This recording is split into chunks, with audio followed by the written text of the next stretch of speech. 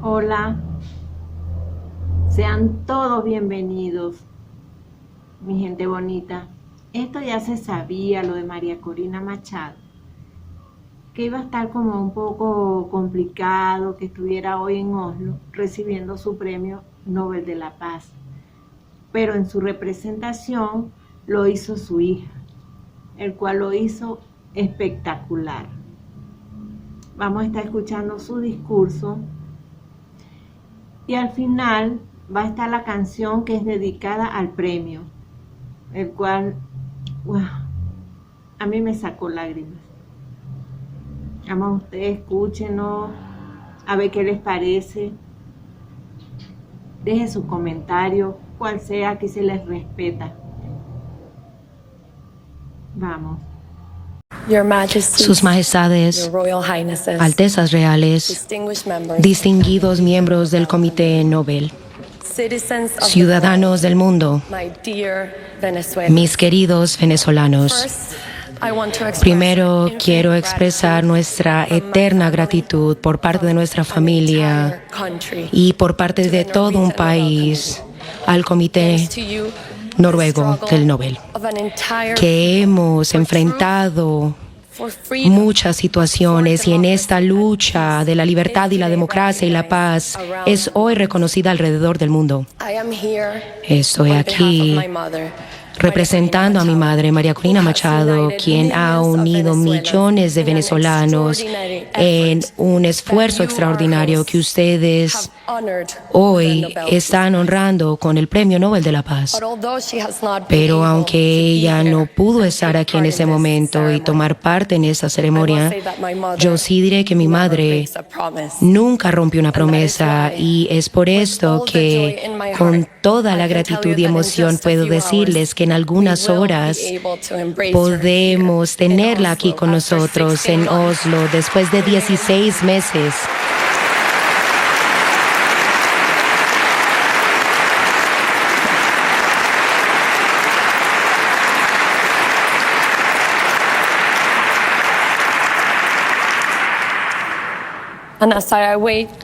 Y mientras espero ese momento para poder abrazarla, besarla, después de 2 años, yo creo que también es importante pensar en las otras hijas e hijos que no pueden ver a sus padres hoy.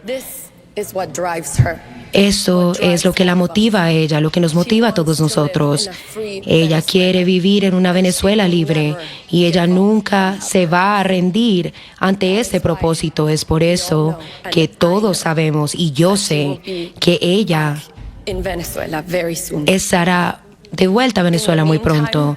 Mientras tanto, mientras estamos viviendo estos momentos y la tarea muy difícil de darle voz a sus palabras, estas declaraciones que ella preparó, su discurso, es este. Yo he venido aquí a contarles una historia. La historia de un pueblo y su larga marcha hacia la libertad. Esa marcha me trae hoy aquí como una voz entre millones de venezolanos que se han levantado una vez más para reclamar el destino que siempre les ha pertenecido. Venezuela nació de la audacia, moldeada por una fusión de pueblos y culturas. De España heredamos una lengua, una fe y una cultura que se hermanaron con nuestras raíces ancestrales indígenas y africanas. En 1811 escribimos la primera constitución del mundo hispano, una de las primeras constituciones republicanas de la tierra. Allí afirmamos una idea radical que cada ser humano posee una dignidad soberana. Esa constitución consagró la ciudadanía, los derechos individuales, la libertad religiosa y la separación de poderes. Nuestros antepasados cargaron la libertad sobre sus hombros. Cruzaron un continente entero, desde las orillas del Orinoco hasta las alturas del Potosí, convencidos de que la libertad nunca está completa si no es compartida. Desde el principio creímos en algo tan simple como inmenso. que todos los seres humanos nacen para ser libres. Esa convicción se convirtió en el alma de nuestra nación. En el siglo XX, nuestra tierra floreció. En 1922, durante 9 días, se produjo el reventón de la Rosa en Cabimas, estado Zulia, y de allí emanaron el petróleo y grandes posibilidades. En tiempos de paz, convertimos esa riqueza repentina en un motor de conocimiento y de imaginación. Con el ingenio de nuestros científicos, erradicamos enfermedades, fundamos universidades de prestigio mundial, museos y salas de conciertos, y enviamos miles de jóvenes venezolanos a estudiar en el exterior, confiando en que sus mentes libres regresarían a transformar el país. Nuestras ciudades se llenaron con el arte cinético de Soto y de Cruz Diez. Forjamos acero, aluminio e hidroelectricidad, demostrando que Venezuela es capaz de construir todo lo que se le atreviera a soñar.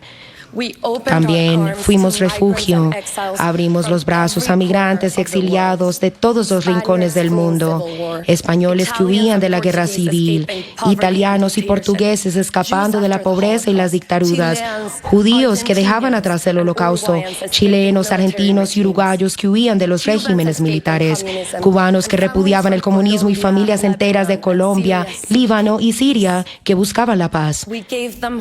Les dimos hogar, escuela y seguridad, y todos ellos se hicieron venezolanos. Eso es Venezuela. Construimos una democracia que se convirtió en la más estable de América Latina, desatando toda la fuerza creadora de la libertad. Pero incluso la democracia más fuerte se debilita cuando sus ciudadanos olvidan que la libertad no es algo que debemos esperar, sino algo a lo que debemos dar vida. Es una decisión personal, consciente, cuya práctica cotidiana moldea una ética ciudadana que debe renovarse cada día. La concentración total de la renta petrolera en manos del Estado generó incentivos perversos y le dio al poder gubernamental un control inmenso sobre la sociedad que terminó traduciéndose en privilegios, clientelismo y corrupción. Yo tuve la fortuna de crecer junto a un padre que dedicó su vida a construir, a crear y servir. De él aprendí a amar a Venezuela. I was raised by a father whose life's work, building, creating, serving, de él aprendí que amar a Venezuela significa asumir la responsabilidad de su destino. Cuando comprendimos cuán frágiles se habían vuelto nuestras instituciones, ya era tarde. El cabecilla de un golpe militar contra la democracia fue elegido presidente, y muchos pensaron que el carisma podía sustituir el Estado de Derecho. Desde 1999, el régimen se dedicó a desmantelar nuestra democracia, violó la Constitución, falsificó nuestra historia, corrompió las Fuerzas Armadas, purgó a los jueces independientes, censuró a la prensa, manipuló las elecciones, persiguió la disidencia y devastó nuestra biodiversidad. La riqueza petrolera no se usó para liberar, sino para someter. Se repartieron lavadoras y neveras en televisión nacional a familias que vivían sobre pisos de tierra, no como símbolo de progreso, sino como espectáculo. Apartamentos destinados a la vivienda social se entregaban a unos pocos como recompensa condicional a la obediencia. Y entonces llegó la ruina, una corrupción obscena, un saqueo histórico. Durante los años del régimen, Venezuela recibió más ingresos petroleros que en todo el siglo anterior. Y todo nos lo arrebataron. El dinero del petróleo se convirtió en un arma para comprar lealtades en el exterior, mientras que en casa se fusionaban con el crimen organizado y con grupos terroristas internacionales. La economía colapsó más de un 80%. La pobreza superó el 86%. Y hoy, 9 millones de venezolanos se han visto obligados a huir. Estas no son cifras, no son estadísticas, son heridas abiertas. Pero algo más profundo y corrosivo que la destrucción material fue el método calculado para quebrarnos por dentro. El régimen se propuso dividirnos por nuestras ideas, por raza, por origen, por la forma de vida. Quisieron que los venezolanos desconfiáramos unos de otros, que nos calláramos, que nos viéramos como enemigos los unos a los otros. Nos asfixiaron, nos encarcelaron, nos mataron y nos empujaron hacia el exilio. Han sido casi 3 décadas de lucha contra una dictadura brutal y lo hemos intentado todo. Diálogos traicionados, protestas multitudinarias reprimidas, elecciones manipuladas. La esperanza se derrumbó y con ella se fue apagando la fe en que algo pudiera cambiar. La posibilidad de un cambio se volvió una ingenuidad o una locura. Y sin embargo, desde lo más hondo de ese abismo, un paso que parecía pequeño, casi burocrático, desató una fuerza que cambió el rumbo de nuestra historia. Decidimos, contra todo pronóstico, realizar una elección primaria, un acto de rebelión improbable. Y decidimos así confiar en la gente para redescubrirnos. Recorrimos el país por carretera y por caminos de tierra en un país sin gasolina, con apagones diarios y con las comunicaciones colapsadas, sin recursos, sin publicidad y sin medios de comunicación dispuestos a mencionar nuestros nombres. Avanzamos armados únicamente de convicción. El boca a boca se convirtió en nuestra red de esperanza y se extendió más rápido que cualquier campaña, porque el deseo de libertad seguía muy vivo dentro de nosotros y nunca murió. La migración forzada, que buscaba fracturarnos, en vez terminó uniéndonos en torno a un propósito sagrado: reunir a nuestras familias en nuestra tierra.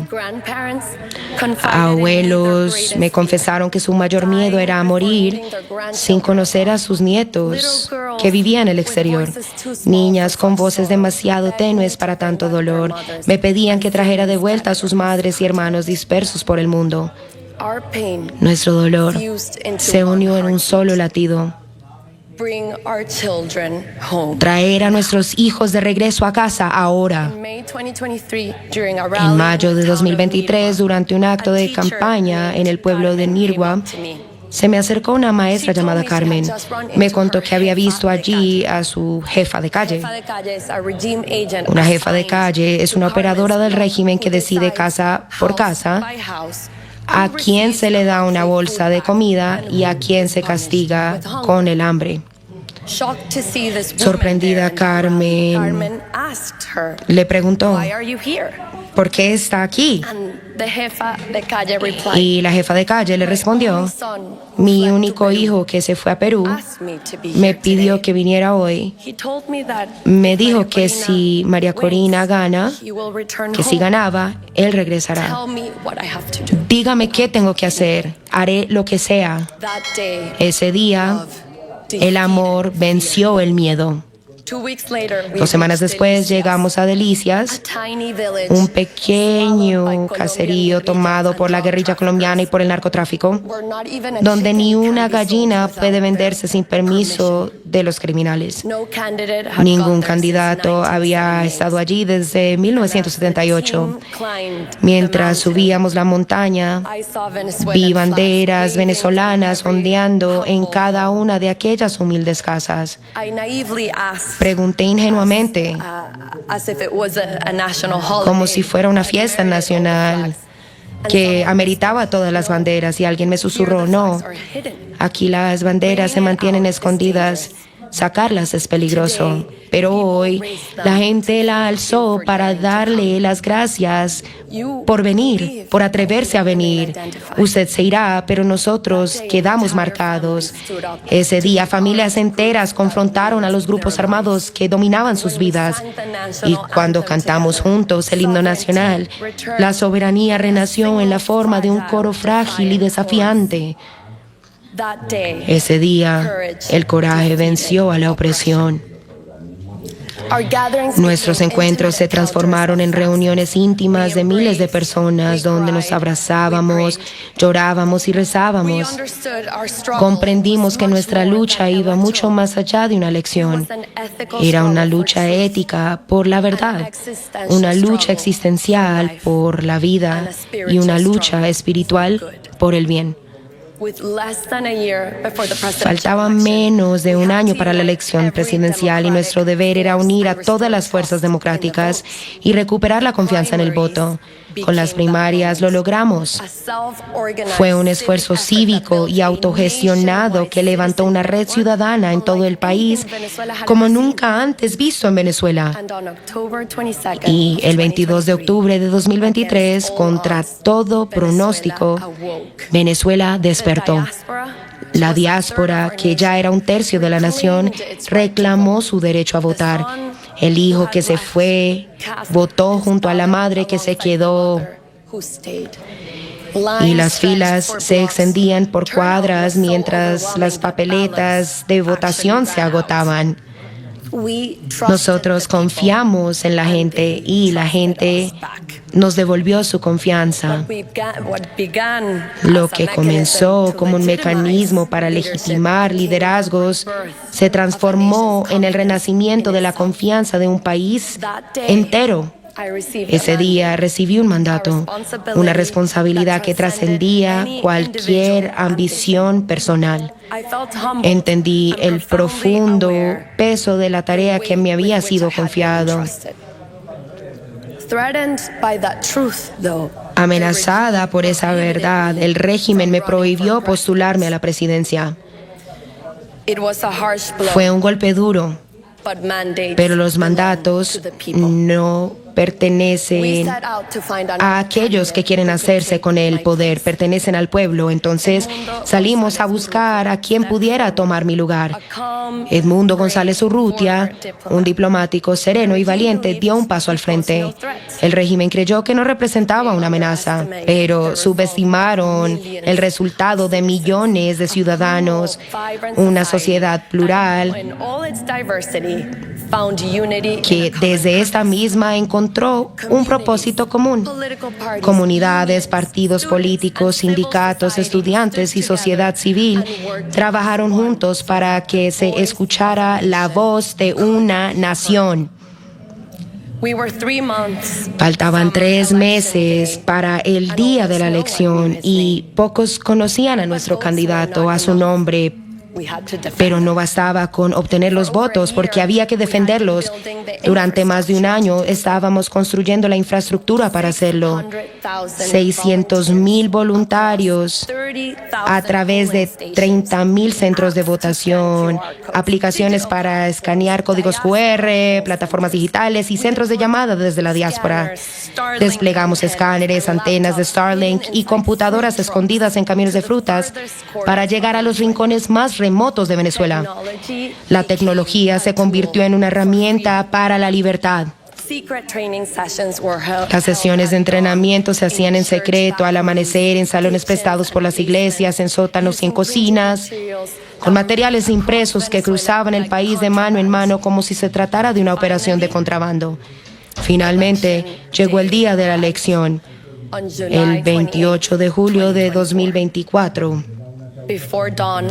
Antes del amanecer ya había filas que daban las vueltas a cuadras y en el aire se sentía una esperanza temblorosa y contenida.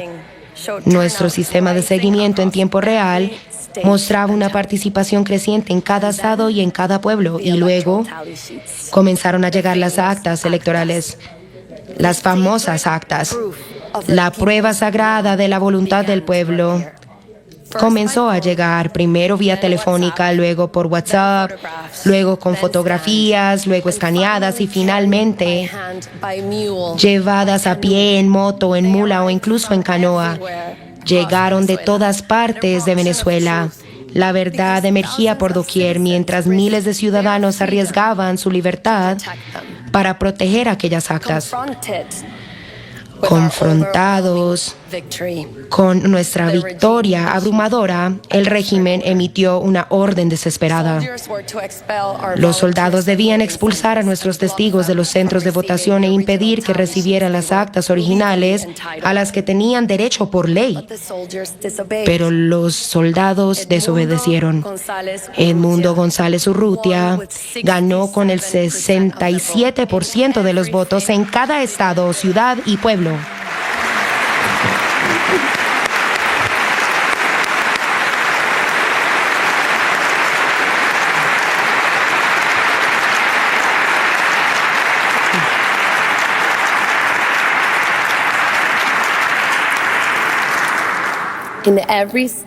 En cada estado, ciudad y pueblo, todas las actas contaban la misma historia. En cuestión de horas logramos digitalizarlas y publicarlas en nuestra página web para que el mundo entero pudiera verlas. Pero la dictadura respondió aplicando terror. 2.500 personas fueron secuestradas, desaparecidas, torturadas. Marcaron sus casas, tomaron a familias enteras como rehenes. Sacerdotes, maestros, enfermeras, estudiantes. Cualquier persona que compartiera un acta electoral era perseguido. Estos son crímenes de lesa humanidad documentados por las Naciones Unidas. Terrorismo de Estado usado para enterrar la voluntad del pueblo. Algunos de los más de 220 adolescentes detenidos tras las elecciones fueron electrocutados, golpeados y asfixiados, hasta forzarlos a decir la mentira que el régimen necesitaba difundir, falsamente incriminándose solamente por protestar. Mujeres y adolescentes encarceladas siguen siendo hoy sometidas a esclavitud sexual, obligadas a soportar abusos a cambio de una visita familiar, una comida o el simple derecho de tomarse un baño. Y aún así, el pueblo venezolano no se rindió. Durante esos 16 meses en la clandestinidad, hemos construido nuevas redes de presión cívica y de desobediencia disciplinada, preparándonos para una transición ordenada hacia la democracia. De esta manera es como llegamos al día de hoy. Un día en el que se resuena el clamor de millones de venezolanos que ya sienten cercana su libertad. Este premio tiene un significado profundo. Le recuerda al mundo que la democracia sí es esencial para la paz.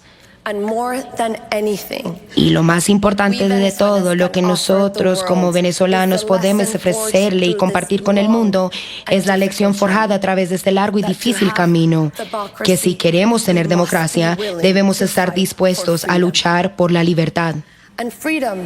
La libertad se conquista cada día en la medida en que estemos dispuestos a luchar por ella y a defenderla. Por esa razón, la causa de Venezuela trasciende nuestras fronteras. Un pueblo que elige ser libre no solo se libera a sí mismo, sino que contribuye a toda la humanidad. Solo es posible alcanzar la libertad cuando decidimos no vivir de espaldas a nosotros mismos, cuando afrontamos la verdad directamente, independientemente de lo dura que sea, cuando el amor y el amor por lo que realmente importa nos inspira y nos da el coraje necesario para perseverar y prevalecer. Solo al alcanzar esa coherencia interior, esa integridad vital, es cuando logramos estar a la altura de nuestro destino. Solo entonces llegamos a ser quienes realmente somos y podemos vivir una vida que valga la pena vivir. En esta larga y dura travesía, los venezolanos hemos ganado certezas del alma, verdades profundas que le han dado un sentido trascendente a nuestras vidas y que nos preparan para construir un gran futuro en paz. Por eso, la paz es, en última instancia, un acto de amor. Y ese amor ya ha puesto en marcha nuestro futuro. Venezuela volverá a respirar. Abriremos las puertas de las cárceles y veremos salir al sol a miles de inocentes que fueron encarcelados injustamente, abrazados al fin por quienes nunca dejaron de luchar por ellos. Veremos a las abuelas sentar a sus nietos en sus piernas para contarles historias, no de héroes lejanos, sino del valor de sus propios padres.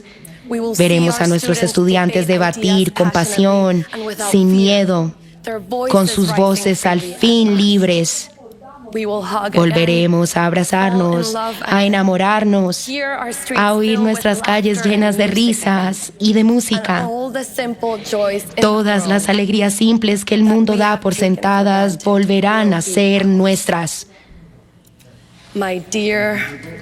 Mis queridos venezolanos, el mundo ha quedado maravillado por lo que hemos logrado y pronto presenciará una de las imágenes más conmovedoras de nuestro tiempo, el regreso de los nuestros seres queridos volviendo a casa. Y yo estaré allí nuevamente en el puente Simón Bolívar, en la frontera con Colombia, donde una vez lloré entre los miles que se iban, para recibirlos de vuelta a la vida luminosa que nos espera, porque al final nuestro viaje hacia la libertad siempre ha vivido dentro de nosotros.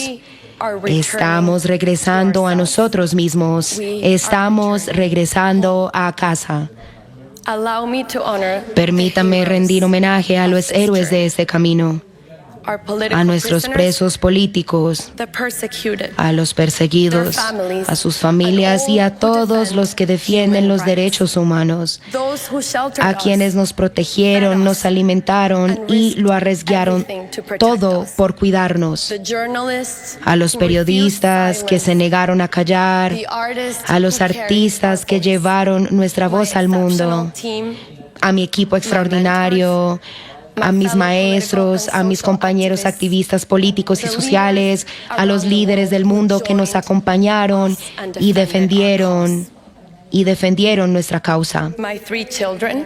A mis 3 hijos, a mi papá adorado, a mi mamá, a mis 3 hermanas y a mi valiente y querido esposo, quienes me han sostenido durante toda mi vida.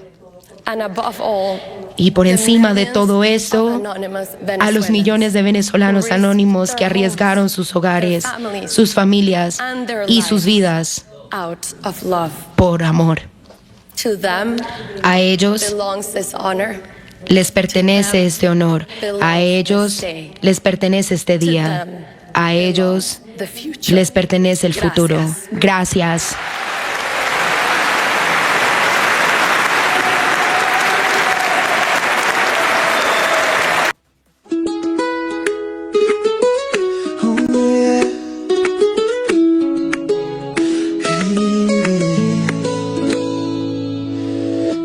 Noches que dolían más que el silencio, cuando el miedo dormía en cada rincón, pero el alma siguió despierta y el corazón supo que un día el mundo escucharía su verdad. Hoy ese día llegó, hoy el mundo pronunció nuestro nombre, el Nobel es nuestro, por los que no nos fuimos, por los que no pudieron, por los que aún despertamos soñando libertad, por los que estamos lejos y miramos al cielo con la esperanza de poder regresar. Vale la pena creer, aunque duela tanto, vale la pena seguir, aunque el camino saque llanto, vale la pena amar a esta tierra rota, porque el amor la mantuvo viva. Y si hoy el mundo nos mira, no es por un nombre ni por un premio, es porque entre tanta oscuridad aprendimos a hacer fuego. Por las madres que esperan, por los hijos que faltan, por los presos que miran el sol entre barrotes, por los que partieron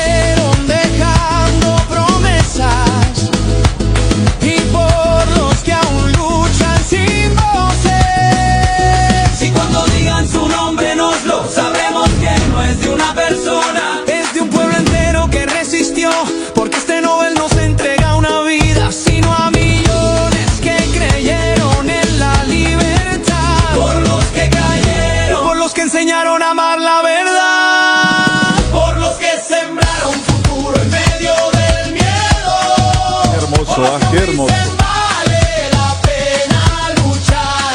El Nobel es nuestro. Qué hermosura. Qué hermosura. Que callaron y encendieron la luz. Oh, el Nobel es nuestro.